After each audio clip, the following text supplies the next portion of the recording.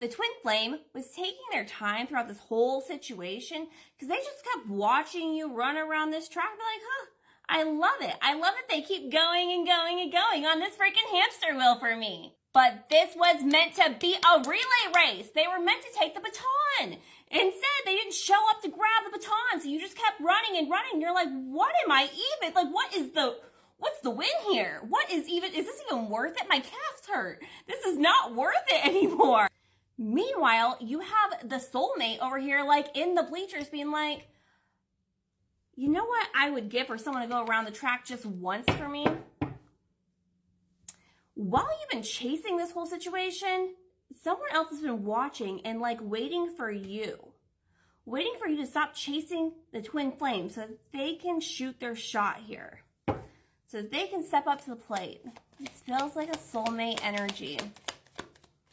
And they know that you've detached. There is a very clear loyalty shift. You're not loyal to this anymore. It doesn't feel like a win anymore. What started out being a fun little game, it's just not fun anymore. You feel like that was like your curse. It was a fantasy that you were living in. That if you could obtain this twin flame and you guys could come back together, that it would be beautiful. And here's the thing, it would have been had they done any of the work, but they didn't. They just sat back and watched you do the work without being like, okay, wow, they're doing the work. I should do that too. I should get up and go over here and start lifting up some weights. No, they just watched you and just enjoyed the show instead of doing anything for themselves. They thought you would just always keep performing for them. There is something about that. I don't know if it's like the track thing or the sports thing or the performance thing, performance arts. I don't know. Hopefully you didn't choreograph an interpretive dance for them. If you did, God bless you. Okay, you really did do everything here. The whole song and dance. And it wasn't appreciated the way that you would have wanted it to be appreciated. It just made them like get their ego boosted. And again, you have the soulmate in the stands being like, if someone would just run around, even skip, you don't have to run, just skip around a track once for me. Damn, how lucky, especially that one.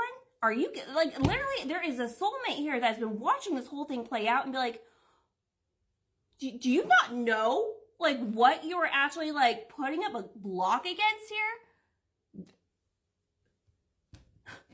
Because you just keep growing out of this situation. Shocking, right? But you do, and you just keep shining, and you're getting more sparkly. I don't know, there's something about that. You're best in show.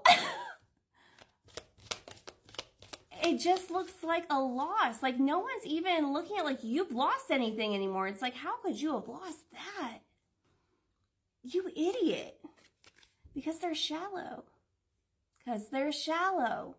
They think that, oh, they're just empty. They didn't do the work. They're just empty inside. They can't even see all the things that you have done to cross those lines, to cross your own boundaries for that person. But I'm kind of over the twin flame. Look, and if this message isn't resonating, it's not for everyone. This is collective. So take it as it resonates. If you like to book a personal reading, link is in the bio.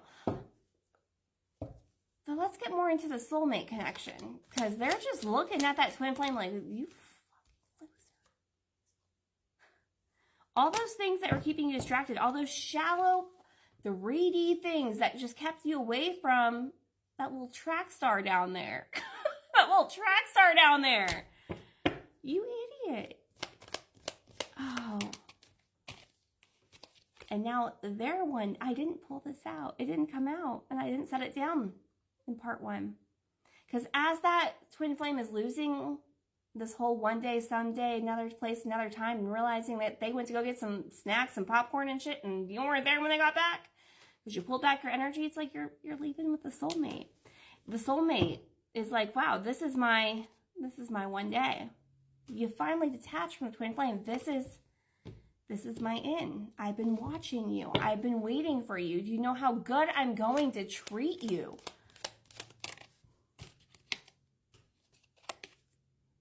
Now that you're open, now that you're available, now that you've detached your energy and your love from this twin flame, yeah, there's always going to be that level of love, but it's like, I'm going to have to love you from over there. I'm not doing this no more.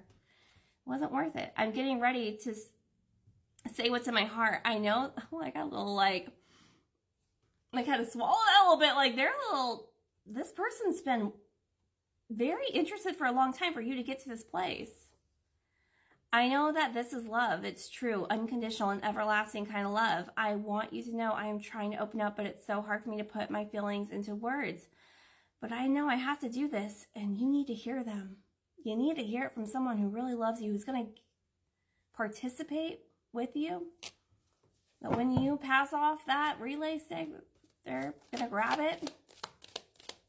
A real partner here, because you're mine. They just want to be yours. I want to be yours. I want to be yours. 555 on timer. I want to be yours. Yeah. They've just been waiting for you to detach. They've been waiting for you to detach. They've stayed hopeful that one day you would see this. It wasn't even the king of the castle. You built that castle. And two, that's a jester, okay?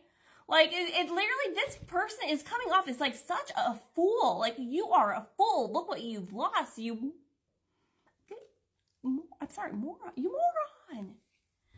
I know we'll be together. I'm hopeful. Yeah. The more and more you detach, and when you've really made that full commitment to detaching, this soulmate is going to sweep you right off your damn feet. Trust me. They've just been waiting on you. We're going to go to part 4 for subscribers. The rest of you, you have a wonderful day.